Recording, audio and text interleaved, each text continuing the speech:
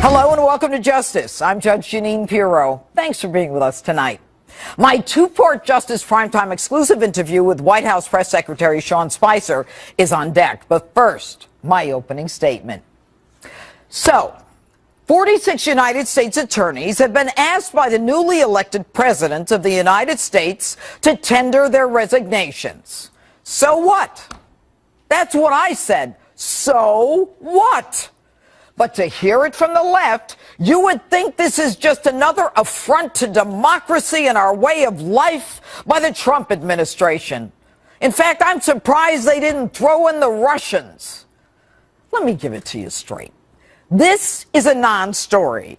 It is not unusual for any new administration to seek the dismissal of political appointees, especially when a new party comes in. United States attorneys are political appointees who serve at the pleasure of the president. In 1993, Bill Clinton's administration sought the resignation of all sitting United States attorneys appointed by Republican President George Bush in one fell swoop. The Obama administration also replaced all United States attorneys but one from the Bush 43 administration. Now, for those of you who might be new to politics, a quote from President Barack Obama: "Elections have consequences." Or you might be more familiar with the old adage, "To the victor belong the spoils." But why go quietly and with dignity when you can create chaos? The United States Attorney from New York's Southern District, without a doubt the premier district in the nation, digs in his heels and refuses to resign, absurdly claiming he won't resign and insisting the president fire him. Say what? Do you really think you have a claim to this office? Take a listen to Preet on November 30th when he rushed to the cameras at Trump Tower.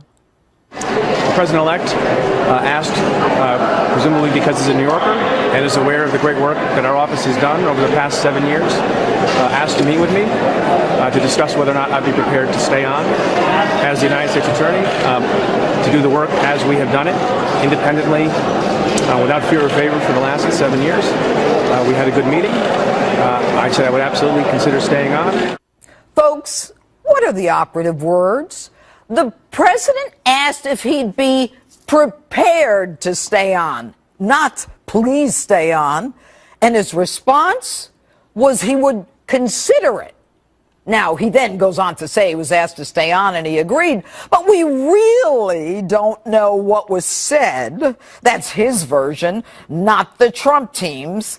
And now, when 47 have already automatically stepped aside because they know the protocol, the remaining 46 are asked to tender their resignations. Bahara comes out, refuses to resign, and can't believe that this would apply to him, and says Donald Trump will have to fire him, as if he's got a hold on that office. And Preet, men bigger than you, gentlemen, have left when new administrations came in. Giants like Whitney Seymour, Robert Fisk, Rudy Giuliani, James Comey, David Kelly. So since this happens all the time, what's the fuss?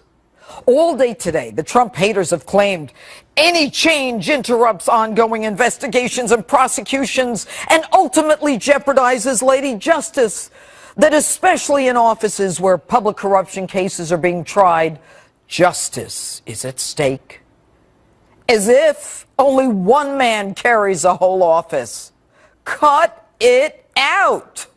Do you really think that this is the first time in the history of this country that a prosecutor, federal, state, local, town, village, hamlet, has been replaced by another one?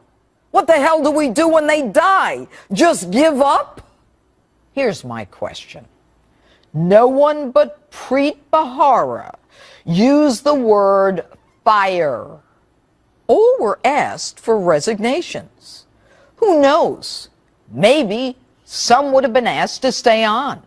And just moments before we came on air, I found out 2 were, even though they tendered their resignations. But because Preet has such a huge ego, because he thinks he's so all-important that he couldn't believe such a request could possibly apply to him, he ramped it up and dared the President of the United States to fire him. So what do you think happened? Lady Justice is winking under her bandages. And Donald Trump did what only Donald Trump can do so well. He said, "You're fired." And that's my opening statement. Tell me what you think on my Facebook page or Twitter. Hashtag Judge Jeanine. And joining me now is constitutional law professor at George Washington University, Jonathan Turley. All right, Jonathan Turley, you are a giant among constitutional lawyers. We're thrilled to have you on, Jonathan. Thank you. Am I wrong? About my being a giant among constitutional lawyers? Absolutely not. You're correct on that, and I can't amplify that enough. No, the point is a very, very good one. I still am not sure what point was being made by the U.S. Attorney. He seems to be a rebel without a cause on this. He does serve at the pleasure of the President. This has happened before. It's not strange. And the great irony is that presidents will often ask for global resignations and decide not to accept some, which of course he decided in 2 cases to do precisely that. It might have been 3 cases, except the way that this was handled. But it's perfectly bizarre to me for people to lionize this act. I considered it deeply unprofessional. I mean, he is a high-ranking political appointee. He serves at the pleasure of the President. Many U.S. attorneys will put forward the resignation as a matter of course. But when you're asked by the Attorney General to put in your letter, you do so because you're a professional. And I'm not too sure what he was trying to achieve. I still don't know what the point is, quite frankly. I don't know why you would want the president to fire you. Well, you know what? It's almost like Sally Yates. You know, they have to make themselves some kind of a hero to the left. But what is amazing is that my understanding is that Dana Bente had called everyone of the remaining 47. 46 had already tendered their resignation. And they were called and they were told, look, you're going to get an email or a letter. And, you know, they got that courtesy ahead of time. And he went ballistic. He said, this can't possibly apply to me. But let's assume that he was right and he felt that he had been offered the job. At any point in time, he can be asked for his resignation. So what makes him think he's entitled to that job? Well, I mean, it's juvenile. It is juvenile, and that's what I find just mystifying, is that I don't know what he was trying to suggest when he said, you're going to have to fire me. It's like a guest that won't leave after dinner. You know, this isn't your table. I mean, you don't have the right to stay. But particularly as an attorney, it's not that your client is the President of the United States. He's not. It's not that you are dependent upon him. You're not. You're only dependent upon him in one sense, and that is he controls your office. He's the head of the executive branch. And so if someone comes to you as the President of the United States and says, I need all of your resignations, the answer is yes. And there's no variation on that. I don't understand why people are lionizing him for this. I considered this a rather silly and theatrical move. Well, you know, I also think, by the way, it's a shame because he has an impressive record, and I think he tarnished both his legacy and his office. You know, it's interesting that you know, I've been listening to people on the left all day long and saying he's got such a great record, he's such a great prosecutor, but I don't know any United States attorney in the Southern District, as I said, the premier district in the nation, who hasn't been a phenomenal prosecutor. I mean, all of these men and one woman, as I recall, are the best of the best. And it's not as though they can't find somebody else who's terrific. But to those out there who think that one person carries the whole office, I mean, in fact, I mean, I ran an office. My chief assistant probably knew more about cases than I did. I mean, you know, you run the office, but, you know, in terms of the facts, there are a lot of other people below you who know a lot more than you do. But I think that's right. I mean, when you're the U.S. Attorney in Manhattan, you represent a premier office with people that work very hard, and that comes with a certain responsibility. You don't demean that office with these types of, frankly, juvenile acts. You know, you're a professional. You're the United States Attorney. You serve at the pleasure of the President. And if the President wants all of the resignations of every U.S. Attorney, you send it in. You don't have this sort of peevish, taunt. And so in the end, I think this is a sad way for him to end a very impressive career as U.S. Attorney. Yes, very true. Jonathan Turley, certainly a giant. Thanks for being with us. And this week, I spoke with White House Press Secretary Sean Spicer about a range of topics. First up, the recent WikiLeaks document dump on the CIA and what it means for our national security. Here's part of that interview. Okay, I want to talk about Julian Assange, okay? Julian Assange is now talking about how, he can get all of this information from the CIA and all of this leaks. And I'm just curious, has the president met with the CIA Director Pompeo to discuss the enormous leaking that's going on? And do they have a strategy? And my second part of that question is, given the fact that there is a very small pool of individuals from the FBI and the CIA who had access to the information that was leaked, and I think I heard one congressman, one of the 8, say that it's limited to about 30 people. Are we going to get to the bottom of who is leaking this extremely important information out? Well, the president speaks to his CIA director daily to get an update on our national security situation and the threats that we face and what we're doing to keep the country safe. That being said, we don't comment on the allegations of leaks. It is something that that holistically the president has been very, very concerned with the leaks that have come out throughout the administration, throughout government, that have been pervasive in our government for a very long time, stretching back several administrations. But he feels very strongly that this undermines our national security and the safety of our country. And he has been taking steps and working with the various agencies to make sure that we get to the bottom and that we clog all of these potential leaks and punish those who potentially are leaking our national security. With what President Obama did on December 29th, on his leaving and opening up all of this intelligence classified information to 16 other agencies, can we anticipate that President Trump will try to tighten up that information to a very small group of individuals again and make it not as pervasive through the government? Well, the president has made it very clear to all of the agencies that deal in this area that they need to take the appropriate steps and actions to safeguard our national security efforts.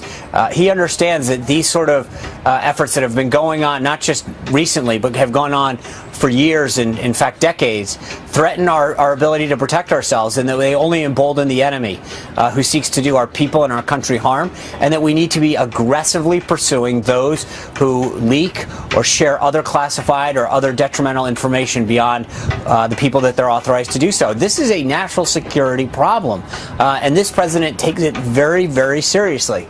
All right, last question. With Jim Comey calling on the Department of Justice to back up his statement that there was no wiretapping, do you find it, or does the president find it unusual that a man who was not shy of a camera during the last campaign would hesitate to get in front of a camera and say what he wants the Department of Justice to say? Well, all I'm going to say on this is that I've continued just to receive, or read rather, reports about what Director Comey has said privately. No one has, that I'm aware of, in this administration has heard from him specifically. We continue to see these unnamed, anonymous sources listed in newspapers that suppose what he said or did not say. Right. I'm going to leave it to Director Comey to speak for himself, but fundamentally that's why the President has asked the House and Senate Intelligence Committee to go through their process using their resources to begin to get through a lot of the look of what we've seen now with respect to leaks and other things. It's important to note, though, that the people who have been briefed with respect to Russia and allegations of coordination of various entities, that every single person that's been briefed, from Senator Rubio to Senator Burr, Chairman Devin Nunes of the House Intelligence Committee, have said that they've seen nothing linking anything to this. And I think that that's sort of an interesting story that does not get the attention that it deserves. The people who have seen the intelligence have said unequivocally that there's nothing there, and yet that story seems to get pushed by the wayside. Welcome back to Justice. U.S. Attorney for the Southern District of New York, Pirro, defiantly forces the Trump administration to fire him. This as more leaks continue to plague the president and his team. Let's get into it all with liberal radio talk show host Coco Sudek. All right, Coco, you agree. Hello, Judge. Hi. You do agree, do you not, that the president has the right to ask for the resignation of all United States attorneys, correct? Of course. Absolutely. But this one's different, Judge. Oh, no. Well, I thought we were going to move on. No. Why President is Trump Pirro different? Right. Because President Trump personally asked him to stay during his transition. That's what he says. Trump administration denies that. And so does Schumer. And so does Senator Schumer. But Schumer's mad because Trump called him a circus clown. But he is a great man when it comes to law and order, and Trump ran as the law and order president. Getting rid of this law and order hero really sort of defeats that whole pledge that he's going to be the law and order president. But more importantly, Pirro is investigating Russian money laundering scandals. How do you know that?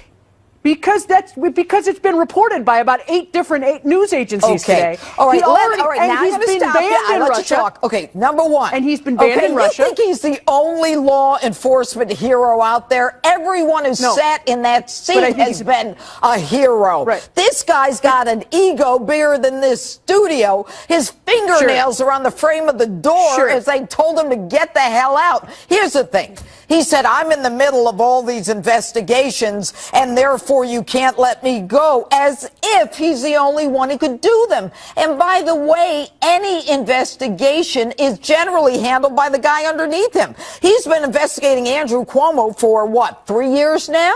And that's one of the things that he's saying. I'm still investigating. You can't let me go. He's a smart guy, and he's probably going to run for governor, and that's why he's doing all this. But you know what? We'll hear more about Russia. Let's go on. Look, he's also go ahead. Wait, one more thing. He's also investigating. He's investigating Fox News. Also, by the way. Oh, really? For securities violations. Really? In connection with failure. Yeah. In connection with failure Where to disclose. do you get this crap from, Coco? You make this stuff up before you get here. From a variety of news sources, and when I'm done, I will tweet all of my references.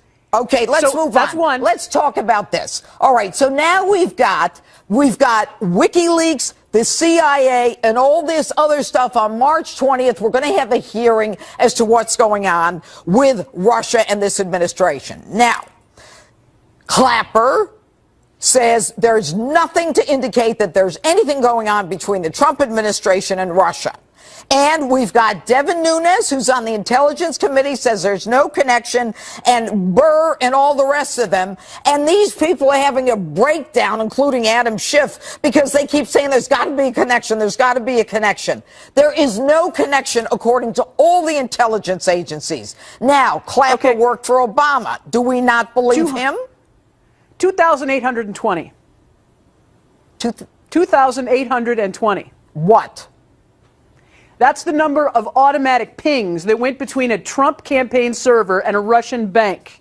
Okay, so why he just fired the U.S. attorney who's investigating Russian money laundering? No. First of all, he would not be the only one to look at that. Right now, the FBI is doing the work, Coco, not Preet. The Russian fertilizer king's plane. Counterintelligence is doing it. Who do you think got the FISA? Not Preet.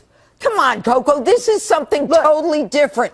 And to be honest with you, if Clapper says there's nothing there and everyone else says there's nothing there. That's not what Clapper said. Yes, no, he did. That's not what Clapper said. He says there's no connection. Oh, come on, Coco. No, that's not what he said. What did he say? He said there's no wiretap. No, he said there's no wiretap of Trump Tower. He did not say there was no wiretap. He said there was no evidence of collusion between the Trump administration and Russia. Now, I understand you know this is Fox News. This has nothing to do with Donald Trump. It has everything to do with Donald Trump and the shady, corrupt administration that he's running. And you guys are covering for him because this is Fox News. Oh, my goodness. Fox News? Yes, that's exactly what I said. Let me ask you a question. You guys are covering for him. Do you really think that Barack Obama, who opened up the intelligence agencies so they could leak everything, who's got a shadow government with Valerie Jarrett in Washington right now? Oh, he's not? Why is he still That's in only Washington. Fox News and what is Breitbart and all the rest of these crazy organizations. Who's living in that house and building a wall in Washington? No, Really? Yeah, I don't know Barack what you're Obama. talking about. Oh, Valerie didn't move There's in with no them? evidence about that. Okay, The gotta Wall go. Street, no. Coco, stop making this crap That's up it? before you come on. Goodbye. The fight's not over. Next. My political panel just can't wait to get into it. Next time I'm going to let you fight with her. This is a big week in American politics. David Avella and Chris Hahn standing by, ready to rumble. And later. So is the president threatening anybody that he won't support them or that it'll work? Come on, That's Sean. not his style. That is not his style. Just how ugly will things get in the fight over health care? I asked Sean Spicer in part 2 of my Justice Primetime exclusive. Justice rolls on in a moment.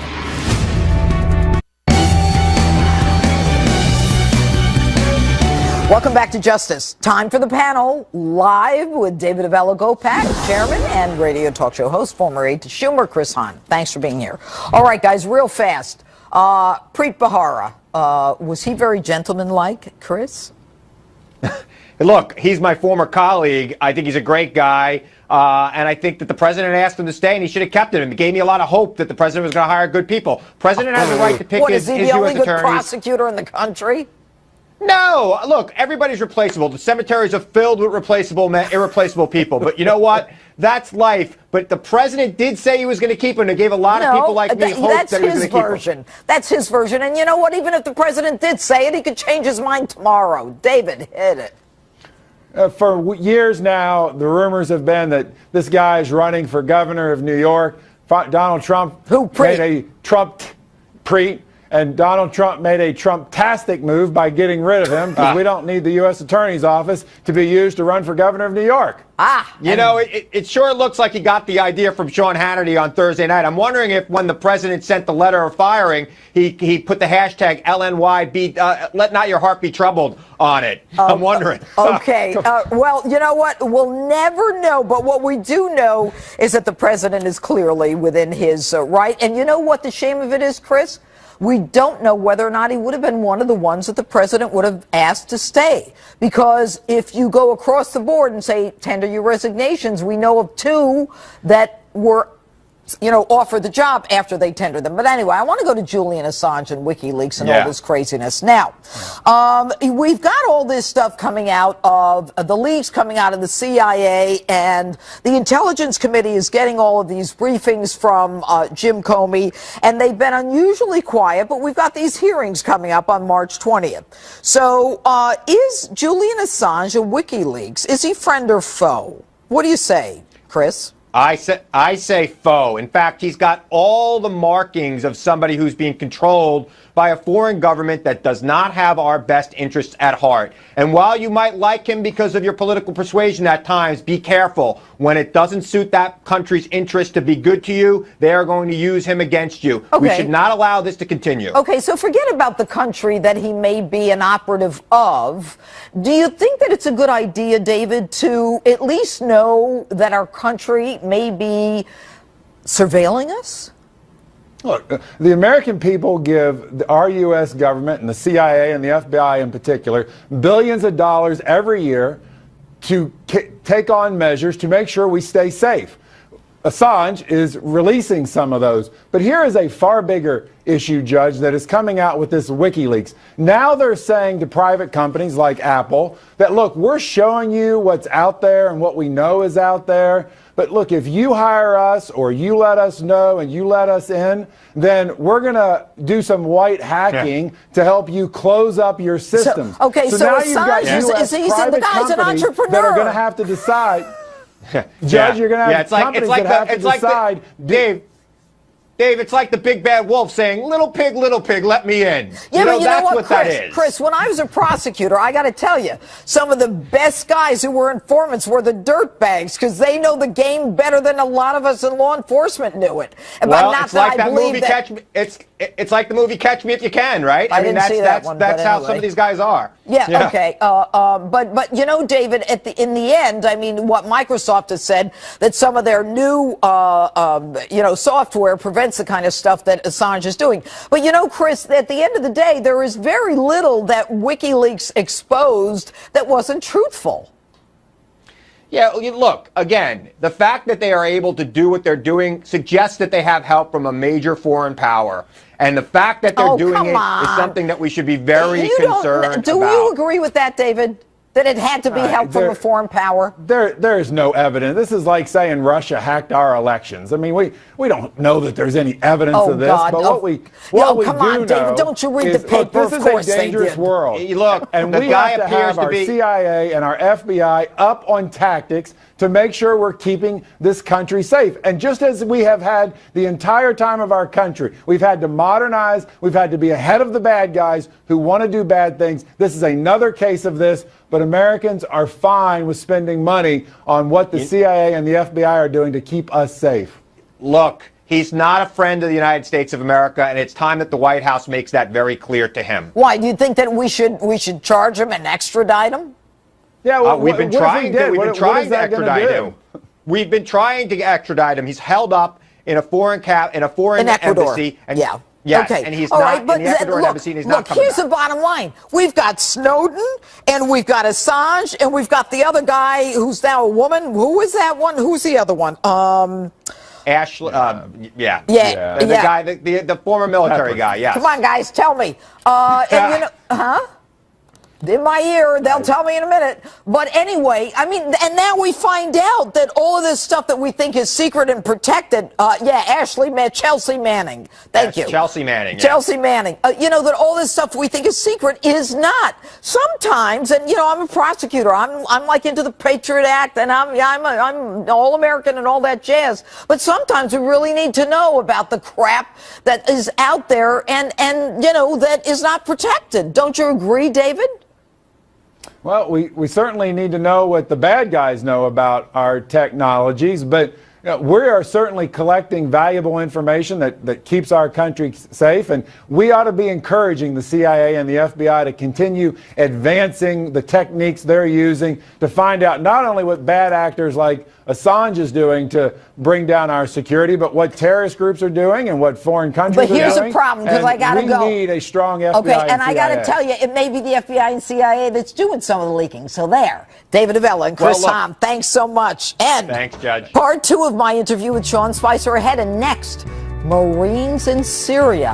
What are the long-term ramifications for the administration and the military? My friend Colonel David Hunt standing by to get into all of this with me. Stay with us.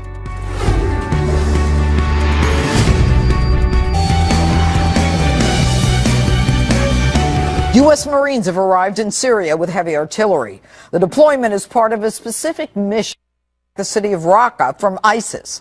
Fox News military analyst and author of the new book, Without Mercy, Colonel David Hunt. All right, Colonel, so while everyone is focused on the Trump tweets, you break the fact that American troops are on the ground in Syria. When, where, and how many? Yeah, I talked about it on Tuesday. You've got around 300 Rangers from the 3rd Battalion, 3rd Ranger Battalion on these mechanized vehicles called Stryker vehicles that came on Tuesday, and about Thursday, about 200 Marines in support of them in the form of artillery. 155 artillery are in. So the point of that is we've invaded Syria with cooperation from Russia, and although Assad says no, we're not there without Assad's permission, and we're in the fight in Mosul and Iraq. So we've got almost 10,000 soldiers on the ground in a fight between Iraq and Syria. That's kind of a big deal. And we've got soldiers that are going to be stationed in Kuwait to reinforce both those efforts. So we've had a substantial commitment now of almost 10,000 soldiers in two countries, fighting 2 different wars, Iraq and now in Syria. Okay, so that number, 10,000 boots on the ground now, is up from what? From the Obama administration? 250 about 3 years ago started this. Wow. And on the Obama administration, we were looking at, we were looking at 6,000 for a while. But in order to pull this operation off with support and reinforcements and what's happening in Mosul and Iraq, and again, we're going to go up and kill ISIS and get them out of Raqqa, I get. The problem's going to be, and we're going to be very successful at it, is what do you do with these unstable states like Syria and Iraq and Libya and Yemen, because the terrorism is not going to go away. We're fighting for 16 years. All right. If we don't get at the cause, it's going to be 16 more. All right, let me ask you this. So Russia is fighting ISIS. Assad is fighting ISIS. Yes. We are fighting ISIS. We're all in Syria. So are we coordinating with Russia and Assad? We Absolutely. have to. We have to, of course. It makes military sense, tactical sense. It's just strange bedfellows happen in the middle of a war on terror. So why is Assad saying, when he's asked, did you open the door for American troops? He said, no, we didn't. Any foreign troops coming to Syria without our invitation are invaders, whether they're American or anyone else. Why is Assad saying that? Assad asked to answer to his own population and his allies. But you've got Turkish troops. You've got about 7 different militaries on one side of this trying to fight. And you got about 10 terrorist organizations on the other side. This is chaos, and part of what we're trying to do in this is to keep the friendly forces apart. And it's a very dangerous mission, as all combat is. But this is not. We're going to have more of this and not less. Are we going to finish ISIS, surprising. Colonel? Are we going to finish ISIS? Yes. Trump says he was. He's going to do it. Yes. Then what? Yeah. Well, killing ISIS is. We will. We've got a great military, and we've been killing terrorists for 16 years. The problem is then what do you do with the countries after you kill ISIS? If you don't fix these countries and the refugees problem, then you're going to continue having this terrorism war. Okay. All right. Now, your new book. There's talk of a movie, your new book, Without Mercy, and I love it. I love your book because it sounds just like you. And you know what I love about it? It's about terrorism. I'm going to say real fast. My favorite part is the female president who's a combat warrior and won a Silver Star. What do you want to say about it real fast? That's the best book of its genre out there. You can buy it at withoutmercy.org or text at 6566, type the word mercy. We even got a Facebook page at Without Mercy. It's a terrorism book, a little apocalyptic, that has ISIS getting nukes from Pakistan, and they blow one up in Bagram Air Base. They send it to the U.S., another nuke, and how the U.S. and the world would react. We go through 4 different countries. This is a page turner. We're very proud of this. I wrote it with R.J. Pinero, who's a great author. Okay, forget that. You're wonderful. I read the book. You cannot put it down. Colonel David Hunt, my friend. Goodbye. Thank you. All right. I'm talking about the GOP plan to replace Obamacare and what it means for you with White House Press Secretary Sean Spicer. Next. Time for part 2 of my primetime exclusive interview with White House Press Secretary Sean Spicer. The topic, GOP's health care plan. Take a look. Hi, Sean. Thanks for being with us. You bet, Judge. Thanks for having me. All right. Now, the president says things are coming along very well with the health care replacement plan, but we're seeing a lot of resistance from the right and from the left. So how confident is the president that this bill is going to pass? And would you say that it's going to pass in the first 100 days? And if it doesn't in the first 100 days, would this be a failure for the president? Well, I think it's going to pass. The president's very committed to seeing this through. He's been meeting with members from both houses and both parties, senators, congressmen, Republicans, Democrats. He understands that the current health care law is broken. We've got patients that are paying more and more every year with skyrocketing premiums. They're having fewer and fewer choices. In 1/3 of all the counties in our nation, there's only one choice for a health care provider, which is essentially making it no choice. They're not getting what they were promised 8 years ago. It is not affordable. It is not accessible. In many cases, people have a card, but they don't have care. Right. And I think the president recognized the importance of health care in our society, and he's working to get this passed through. That being said, we've hosted committee chairmen here at the White House for 3 reasons. One is to thank them. 2 is to point out that in both committees, as this has gone through in the House, there's been unanimous support from Republicans. But most importantly, this is a 3-pronged approach, Judge. It was passed that way, and we've got to do it the same way, meaning we can do certain things through an arcane process called reconciliation, which basically means there are certain things you can do legislatively and certain things you can't. We've started the bill in that process, and then there are other things that can be done administratively, and then other things that have to be done in the 3rd prong, which is additional legislative stuff, meaning that we can buy health care across state lines, expand the pool of health savings accounts, allowing small businesses to pool their resources together. But we have to look at this effort as a comprehensive effort, not just the current bill that's going through. Would it be considered a win if you just repealed the thing and started all over?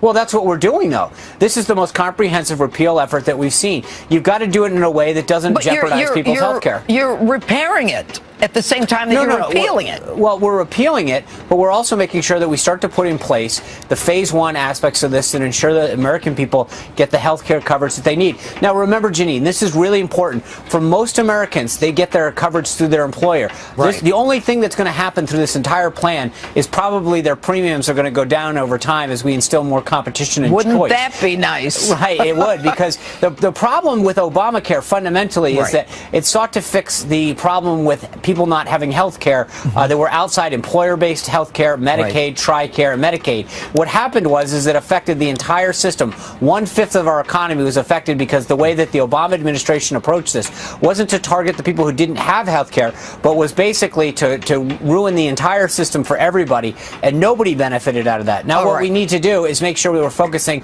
on those people who don't have care or who can't afford to have the care because of the way the system was implemented. There are some who are saying that the president has actually threatened to work against those Republicans who are not in support of the bill. Is there any substance to that?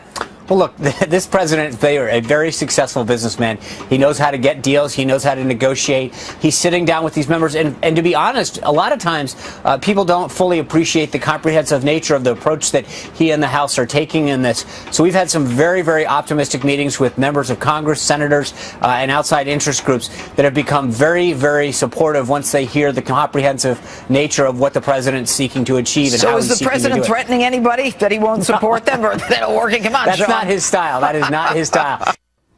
Time will tell. My thanks to White House Press Secretary Sean Spicer. We'll be right back.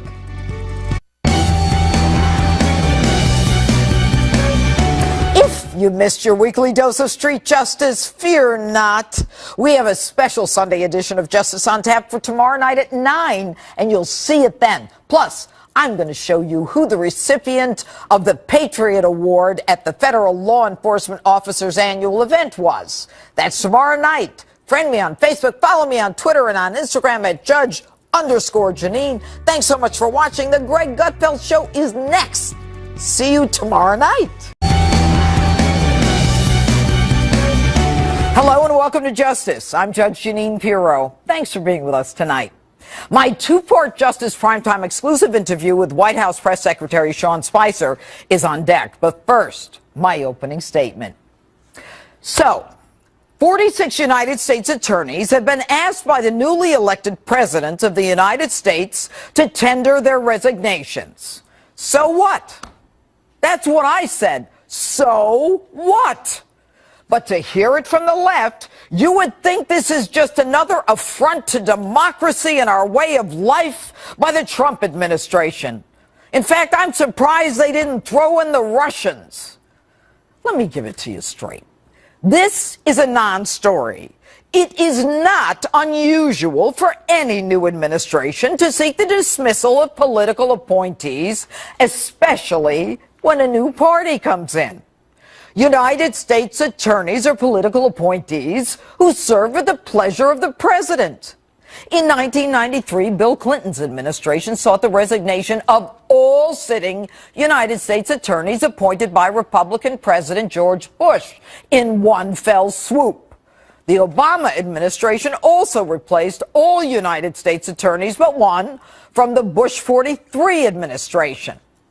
Now, for those of you who might be new to politics, a quote from President Barack Obama. Elections have consequences. Or you might be more familiar with the old adage, to the victor belong the spoils. But why go quietly and with dignity when you can create chaos? The United